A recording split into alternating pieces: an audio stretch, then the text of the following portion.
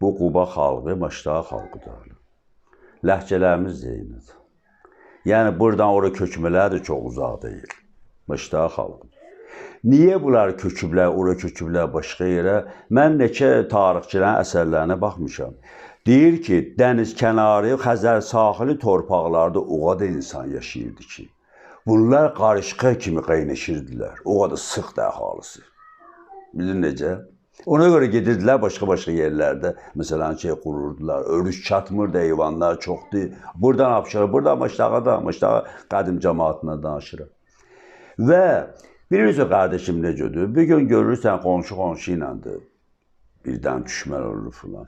O vaxt Quba xanlığı ilə bizim aramız necə oldu, qız verib qızardılar. Hələ də görür. Necə oldu? Bunlar yaxındılar da, qardaş kimi idilər də. Sonra görürsən ki, o Hüseynqulu xan yoxdur. Mirzə Məhəmmədin əmisi oğlu Hüseynqulu xan. Getdi, Quba xanından kömək aldı, oğlu Şeyx Əlidən. Kömək aldı, qoşun. Gəldi Mirzə Məhəmmədin yeri olan Bakını tutdu. Düzdür? İşğal elədi.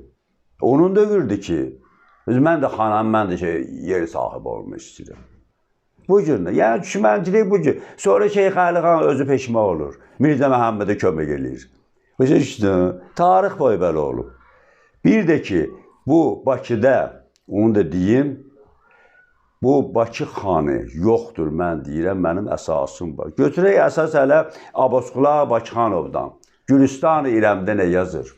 Yazır ki, babam Dərgahqulunun zamanında Səlim bəyi, babam Dərgahqulu xan Bakıya hakim təyin etdi, möhürünü vurdu.